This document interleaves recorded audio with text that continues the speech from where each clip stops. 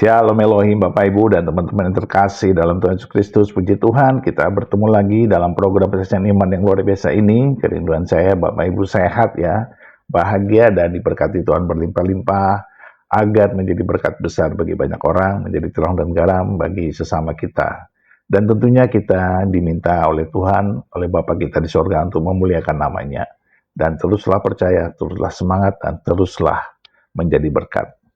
Baik, Bapak Ibu dan teman-teman semua, hari ini kita akan mendengarkan kesaksian dari seorang ibu ya, mantan muslim, seorang ibu yang begitu cukup mengharukan ya, cukup menyedihkan bahkan kesaksiannya, karena beliau seorang murtadin yang berasal dari Banten.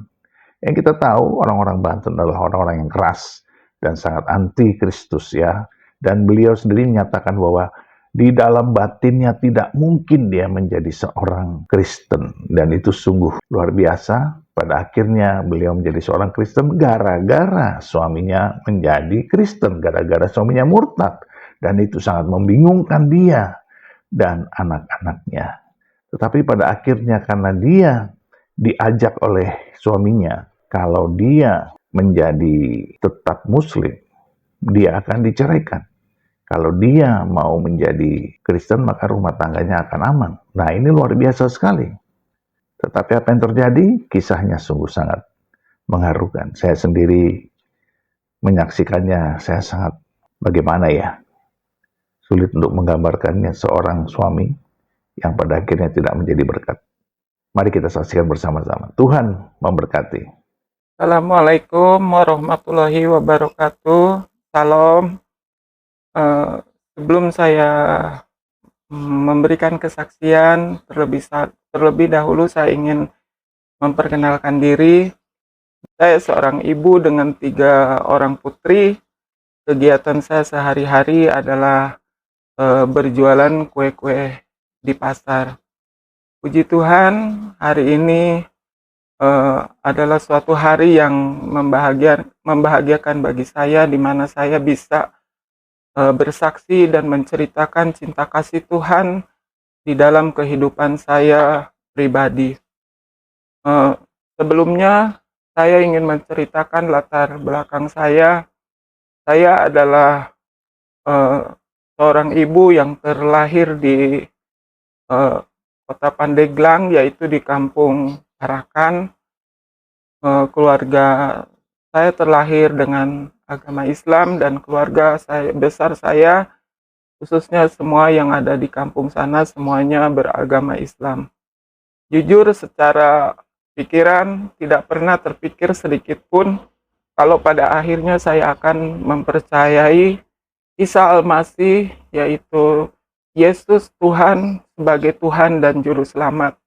Karena kami dari kecil itu sudah terbiasa dididik dengan ajaran orang tua kami dalam ajaran Islam, bahwa di luar agama Islam itu adalah sesat, di luar agama Islam itu adalah kafir.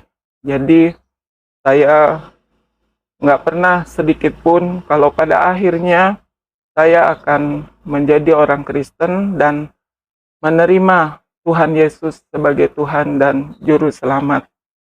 Banyak hal mungkin ya yang membuat kita, khususnya di agama Islam, yang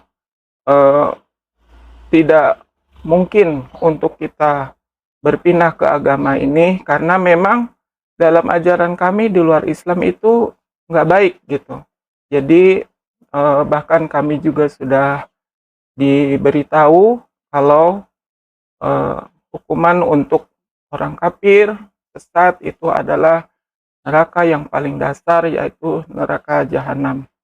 Tapi itulah kebesaran kuasa Tuhan. Tuhan memilih saya dari awalnya gitu. Jadi pada bulan Juni tahun 98, saya mengenal Tuhan Yesus melalui suami saya. Dia berkata hari itu bahwa dia akan menjadi orang Kristen gitu. Jujur, dalam hati saya saat itu, saya tidak terlalu mempercayai, karena bagi saya tidak mungkin gitu, dengan pengajaran yang didikan yang kami punya, rasa-rasanya kami tidak mungkin murtad. Kami tidak mungkin menjadi orang Kristen karena kami sudah tahu apa eh, hukuman yang akan terima baik secara dunia maupun secara akhirat nanti. Tapi dia terus berkata bahwa dia akan eh, tetap pindah ke agama Kristen, masuk agama Kristen. Jujur secara pribadi saya tidak tahu bagaimana awalnya dia menjadi ber apa dia ingin pindah agama Kristen karena setahu saya selama ini kita berdua adalah menganut agama Islam gitu. Jadi saya katakan pada dia saat itu saya bilang saya ingin belajar dulu karena tidak mungkin saya langsung pindah ke agama yang baru yang saya tidak mengerti sama sekali. Puji Tuhan hari itu saya mendapatkan sebuah Alkitab di mana untuk saya pelajari gitu. Jadi mulai hari itu walaupun di dalam hati saya sepenuhnya saya belum menerima Tuhan Yesus dan belum juga saya percaya, tapi dari situ saya mulai belajar untuk membaca. Saya membaca dan membaca terus membaca sampai akhirnya saya menemukan satu ayat di Yohanes 15 ayat 16 yaitu bukan kamu yang memilih aku, tapi akulah yang memilih kamu. Tapi dari situ saya tetap menyangkal, aku bukan pilihan karena aku tidak suka agama itu. Karena saya dari kecil, saya sekolah madrasah ibtidaiyah, yaitu eh, SD gitu ya. Terus sekolah saya hanya sampai madrasah ibtidaiyah, yaitu SMP. Jadi rasa-rasanya saya tidak mungkin untuk beralih gitu kan, karena memang dari kecil kami sudah dididik dengan agama yang cukup kuat kalau bagi saya. Tapi terpujilah nama Tuhan, seperti firman Tuhan tadi, saya adalah orang pilihan gitu ya. Jadi pada eh, bulan Oktober tanggal 12 tanggal 12 tahun 1998 itu adalah hari di mana saya eh, dibaptis dan menyatakan hidup saya untuk Tuhan dan menerima Tuhan Yesus sebagai Tuhan dan Juru Selamat. Tapi ada sedikit gangguan. Ya saya percaya sekarang saya mau mengerti, baru mengerti bahwa tidak semua kuasa kegelapan itu akan menyukai ketika kita akan percaya kepada Tuhan Yesus. Saya ingat hari itu adalah hari di mana hari kerusuhan, tragedi Semanggi ya, tanggal 12 Oktober itu adalah kerusuhan mahasiswa, mereka sudah mengepung jalan. Hari itu pendeta yang akan membaptis saya itu sempat mengatakan bahwa dia tidak bisa membaptis karena jalanan sudah ditutup gitu. Dan saya waktu itu pun eh, ya mendengarnya biasa-biasa saja karena memang jujur walaupun saya mau dibaptis, hati saya belum 100% percaya kepada Tuhan Yesus gitu Kak. Saya saat itu karena memang boleh dibilanglah saya hanya mengikuti apa kata suami saya saat itu. Karena dia mengatakan kepada saya bahwa kalau kamu tidak mau dibaptis, eh,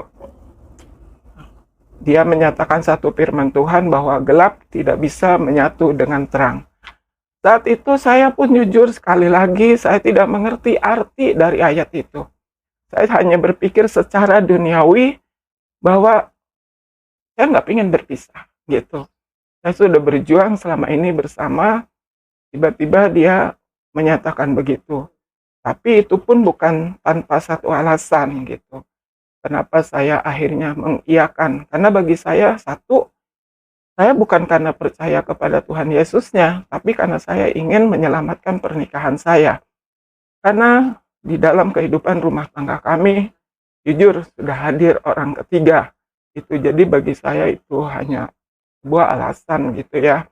Tapi sudah itu hanya cerita tambahan aja gitu ya. Tapi puji Tuhan, bulan Oktober tanggal 12 itu Tuhan memang sudah memilih, menetapkan dan menginginkan saya menjadi anaknya, sehingga dia membuka jalan melalui pendeta lain. Akhirnya saya pada tanggal itu, tepat jam 3 sore, saya dibaptis di daerah Cinere, di perumahan Cinere ya, oleh seorang hamba Tuhan yang orangnya sih sudah almarhum, cuman dia lebih lebih banyak pelayanannya di luar negeri, yaitu di Amerika. Setelah saya baptis, inilah babak baru kehidupan saya yang nggak pernah saya pikirkan sebelumnya gitu kan. Kalau soal hidup biasa, sederhana, saya sudah biasa gitu. Karena memang ya saya seorang ibu rumah tangga yang tidak bekerja, jadi apapun keadaannya saya sudah biasa. Tapi ketika saya mengalami satu tekanan gitu ya, saya takut satu tekanan terutama dari eh, keluarga, dari keluarga dulu gitu ya. Keluarga saya sudah tahu pasti mereka tidak akan menerima keluarganya keluar dari agama Islam gitu ya. Sehingga jujur hampir 10 tahun saya tidak berani pulang ke kampung karena saya takut dengan resiko yang akan saya hadapi gitu. Keduanya tantangan juga dari pihak suami gitu. Jadi semula dia berjanji bahwa ketika saya mau menerima Tuhan Yesus sebagai Tuhan dan Juru Selamat, ketika dia mengatakan bahwa gelap itu tidak bisa bersatu dengan terang. Saat itu saya hanya berpikir bahwa dia akan meninggalkan atau menceraikan istrinya, gitu kan. Jadi saat itu seperti saya tadi bilang, saya hanya berpikir secara duniawinya saja bahwa saya harus menyelamatkan pernikahan saya gitu. Ya sudah saya pura-pura aja jadi orang Kristen, yang penting dia menceraikan di sana. Tapi apa yang terjadi? Sungguh luar biasa kasih Tuhan di dalam kehidupan saya ya. Ternyata itu semua tidak terbukti gitu. Tidak terbukti karena ya itulah saya baru mengerti bahwa dalam hidup mengiring Tuhan itu tidak selamanya jalan itu mulus. Saya harus pikul salib gitu ya dengan orang yang selama ini saya percayai, yaitu suami.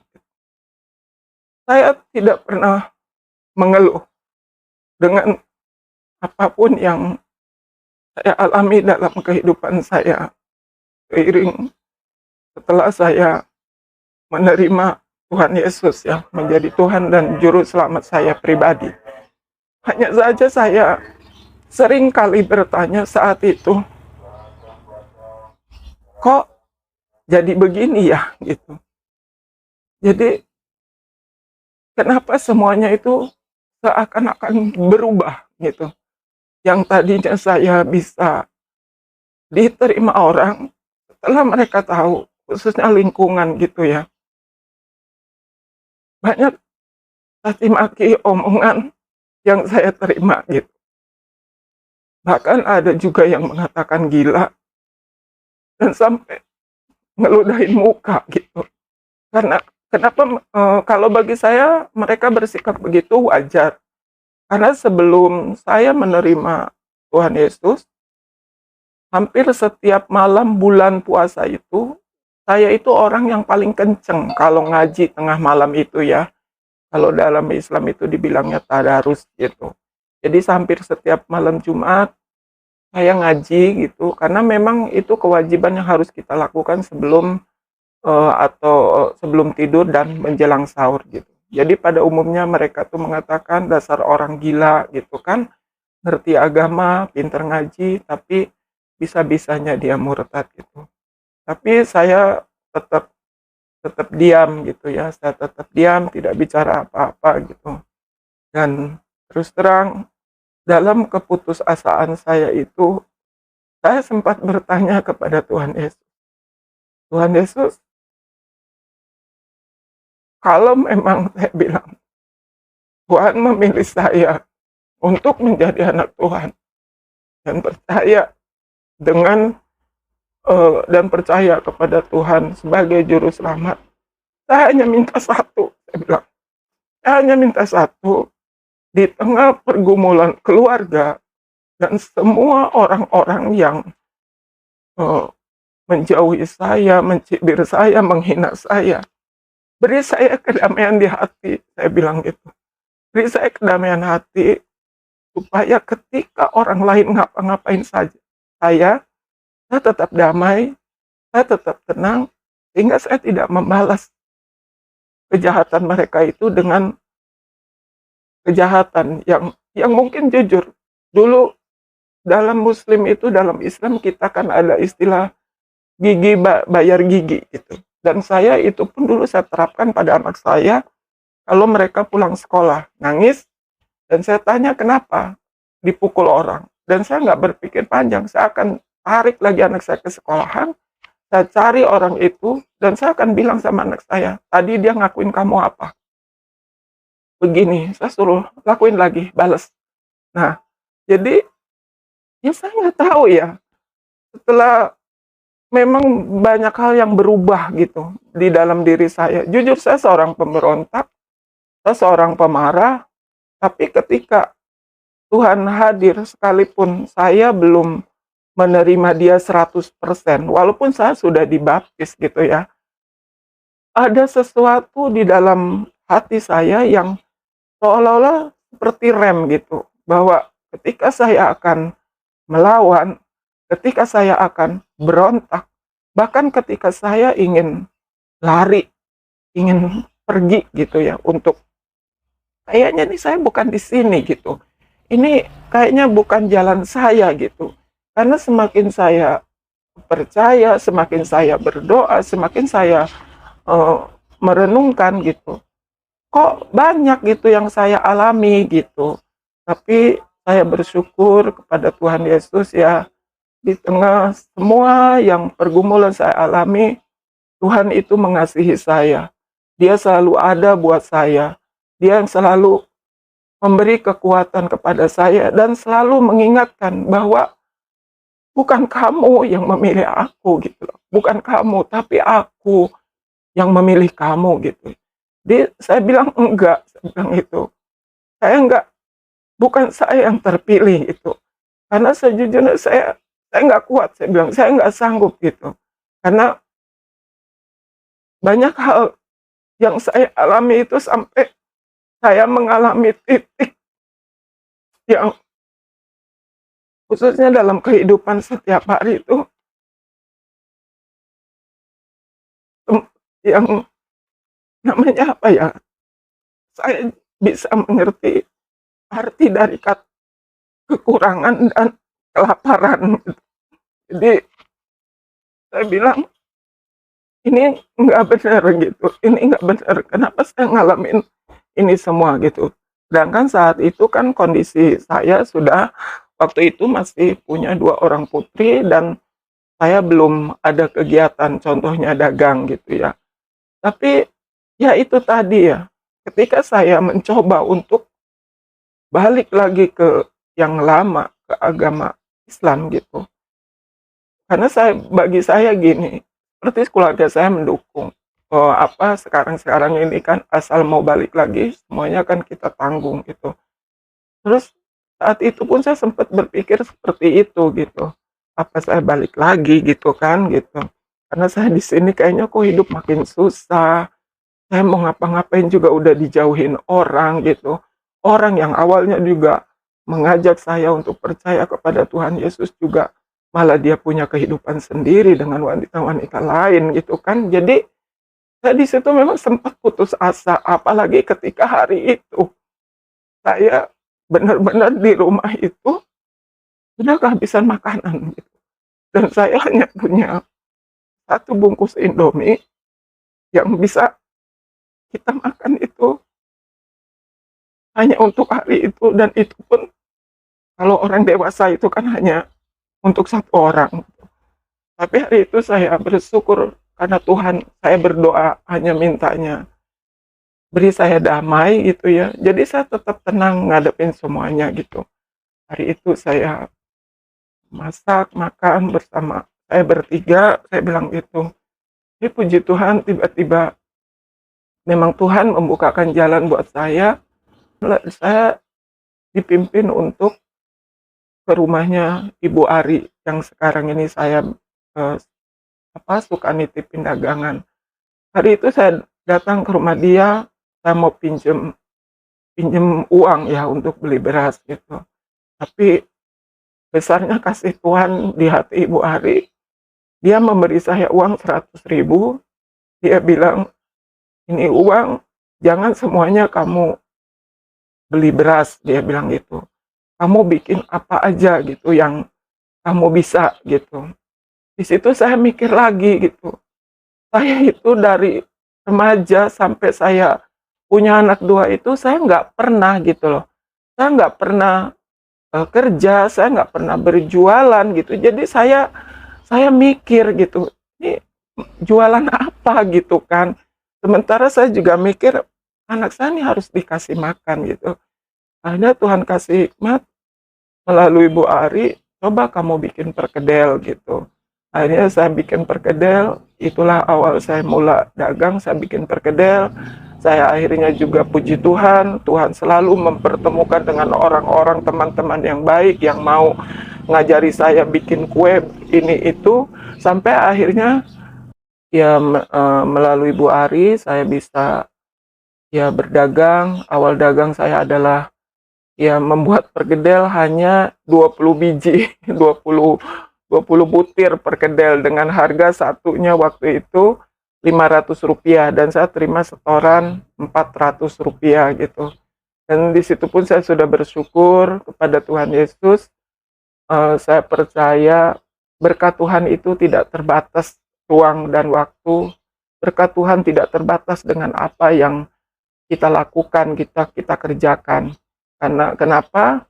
Ketika saya dagangan saya tidak habis, selalu Tuhan tuh pakai orang-orang untuk memberkati keluarga saya. Entah itu melalui makanan, melalui uang gitu kan. Jadi dari situ saya seolah-olah mempunyai semangat baru di dalam kehidupan saya bahwa ini loh jalan Tuhan yang saya diberikan kepada saya. Jujur kalau untuk pergumulan sendiri banyak hal yang saya alami ya.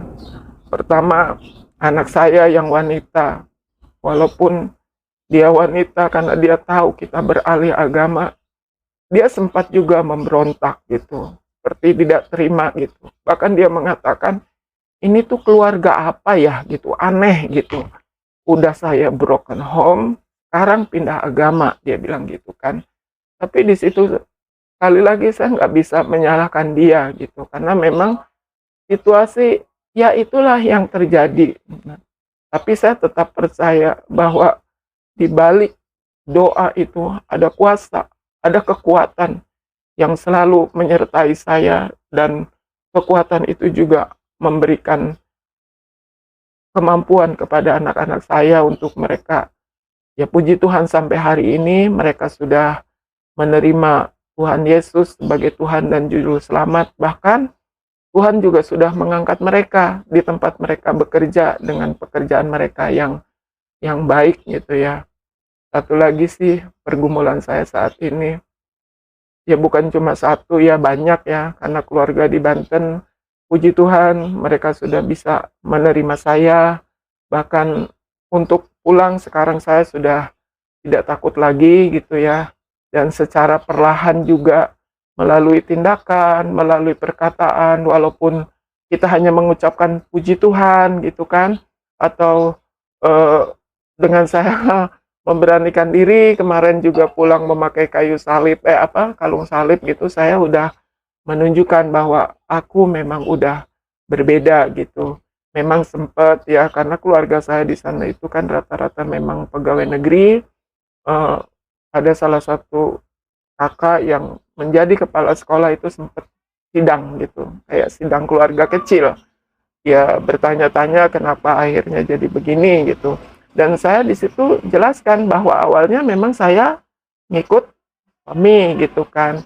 Tapi setelah itu saya mengatakan, ya saya sudah di sini, jadi saya tidak bisa balik lagi. Saya bilang, mungkin bisa saya balik lagi, tapi saya harus memulai lagi dari awal. Jadi bagi saya sekarang mau terima atau tidak, saya tetap di agama Kristen. Saya sudah percaya bahwa Isa Al-Masih itu adalah Rohullah, dia adalah yang terlahir dari Roh Kudus, yaitu Roh Allah. Jadi saya sekarang bukan hanya mempercayai dia hanya sebagai nabi yang mampu berbicara dengan burung, bahkan mampu juga bahkan bisa menciptakan burung dari tanah, bahkan bisa berbicara dengan bayi. Tapi saya sekarang sudah secara pribadi saya sudah menerima dia sebagai Tuhan dan Juru Selamat. Akhirnya kakak saya bilang, ya sudah, mungkin itu adalah keputusan kamu. Cuman, ini ada kata cumannya gitu. Mulai sekarang, kalau ada kegiatan yang dalam keluarga saya itu kan masih memegang yang namanya adat istiadat gitu kan. Contohnya ya di sini juga mungkin ziarah kubur ya gitu. Cuman saya mulai hari itu saya sudah tidak diperbolehkan lagi ikut gitu. Kalau ada acara apapun gitu, saya hanya boleh datang menghadiri tapi tidak boleh ikut. Ya saat itu saya cuman bilang iya, tidak apa-apa karena memang dalam hati saya juga ya sudah. Karena kan memang di dalam Kristen juga kan kita sudah tidak boleh kan ikut yang namanya ajaran adat istiadat gitu, apalagi berdoa di kubur gitu. Tapi saya cuman minta izin kalau untuk ke makam ibu, saya bilang saya boleh datang gitu. Maksudnya ya saya kadang rindu gitu ya, saya kadang kangen gitu. Tapi mereka bilang ya ya boleh, hanya boleh datang. Ya saya pikir juga kan mau apa gitu kan, kita hanya datang gitu. Jadi ya sudahlah, puji Tuhan, semuanya saya percayalah, saya semua karya Roh Kudus. Karena saya juga selalu bilang minta tolong Roh Kudus untuk melawat sebelum saya pulang ya. Sebelum saya pulang ke sana, saya selalu berdoa, saya mohon kepada Roh Kudus untuk mendahului saya, melembutkan hati saudara-saudara saya di sana, sehingga ketika saya datang bersama anak saya, mereka welcome gitu, membuka pintu buat saya. Dan puji Tuhan, selama ini tidak pernah ada sesuatu yang terjadi karena saya percaya kuasa Tuhan menyertai saya, Roh Kudus menyertai saya sehingga semuanya Tuhan bikin lancar. Saya juga percaya dengan doa, dengan kuasa Tuhan tidak ada perkara yang mustahil. Ketika Tuhan mau, seperti Dia memilih saya, Dia sudah menyelamatkan seisi keluarga saya, khususnya anak-anak saya. Tuhan juga pasti menyelamatkan keluarga saya yang ada di Banten gitu. Dan itu yang menjadi pergumulan doa dalam kehidupan saya, dan terutama adalah doa buat pihak suami. Saya tidak tahu sebenarnya dia punya rencana apa untuk ke depan. Karena memang sudah hampir dia ada di rumah kami 5 tahun, boleh bisa dihitung komunikasi saya dengan dia. Satu, saya memang tidak memilih untuk banyak bicara karena saya takut ribut, karena seringkali saya mencoba untuk membuka komunikasi, tapi dia seolah-olah memang menutup diri. Kalau secara rohani, dia adalah orang yang menguasai seluruh isi Alkitab. Bahkan dia memiliki titel Master Teologia. Tapi saya tidak boleh menghakimi orang. Secara kehidupan hari-hari, dia memiliki istri hampir 4 orang gitu. Dan itu bukan dia lakukan ketika kami masih muslim. Ketika kami sudah Kristen pun, dia tetap menjalani itu semua. Satu hal yang saya katakan beribu-ribu bahkan berjuta dan tak terhitung ucapan syukur dan terima kasih saya kepada Tuhan Yesus Kristus.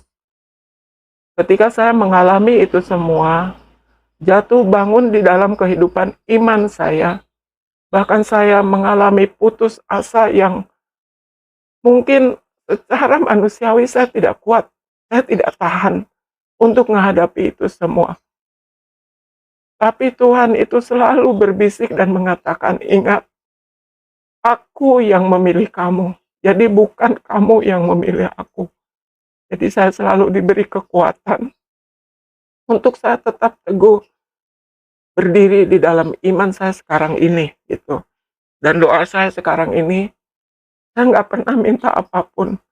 Karena bagi saya, apapun keadaan saya saat ini, pergumulan masih tetap ada, kehidupan pun tetap berjalan, dan situasi pun sekalipun saya lihat belum berubah, Tuhan selalu meneguhkan iman bahwa kamu tetap kuat, karena saya adalah tiang doa dalam keluarga saya, khususnya buat anak-anak saya.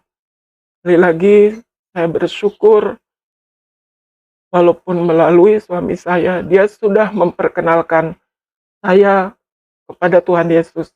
Yang pada akhirnya, puji Tuhan, Tuhan membuka hati saya, mem- membuka untuk bisa saya menerima sebagai dia sebagai Tuhan dan Juru Selamat.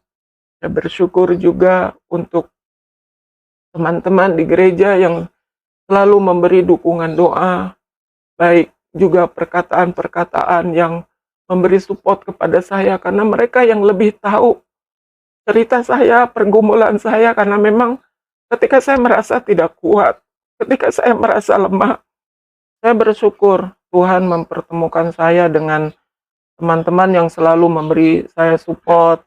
Begitu juga saya bersyukur dengan Bapak dan Ibu Gembala yang selalu mendukung saya di dalam doa, dan terlebih khusus lagi kepada Tuhan Yesus Kristus yang selalu memberi kekuatan, penghiburan, bahkan kasih-Nya kepada saya untuk saya tetap kuat bertahan, karena Tuhan tahu bahwa pencobaan yang saya alami tidak akan melebihi kekuatan saya sendiri. Jadi pada pagi hari ini saya bersyukur kalau saya bisa bersaksi dan menyaksikan cinta kasih Tuhan di dalam kehidupan saya dan keluarga, dan semoga kesaksian saya ini menjadi berkat buat orang lain. Sekian kesaksian saya. Sekali lagi, salam. Assalamualaikum warahmatullahi wabarakatuh. Amin. Puji Tuhan, puji Tuhan, puji Tuhan, kesaksian yang luar biasa dari Ibu Murtadin asal Banten ini. Beliau tetap bertahan di dalam penderitaannya, memikul salib, dan dia siap untuk menyangkal dirinya, dia dan seisi rumahnya tetap setia kepada Yesus Kristus. Dan puji Tuhan, ketika dalam hidupnya yang begitu sulit, datang pertolongan Tuhan melalui anak-anak Tuhan yang membela, membantu beliau. Dan akhirnya hari ini beliau sudah dipulihkan secara materi, pelan tetapi pasti, dan itu membuktikan bahwa Tuhan turut bekerja di dalam segala sesuatu untuk mendatangkan kebaikan bagi mereka yang mengasihinya. Dan tentunya mari kita berdoa buat beliau supaya keluarganya dipulihkan, ya, suaminya kembali ke jalan yang benar, menjadi saksi Kristus yang betul, ya, tidak sembarangan, tidak serampangan, tidak hidup seperti manusia zaman dulu atau sebelum beliau bertobat, ya, supaya rumah tangganya dipulihkan kembali dan anak-anaknya mendapatkan gambaran yang utuh tentang orang tua yang terberkati. Tetaplah setia, tetaplah semangat, tetaplah percaya kepada Tuhan. Tuhan Yesus beserta kita sekarang dan sampai selama-lamanya, dan Tuhan pasti memberkati kita di dalam nama Bapa dan Anak dan Roh Kudus, di dalam nama Tuhan Yesus Kristus. Haleluya, haleluya, haleluya. Amin, amin, amin, amin.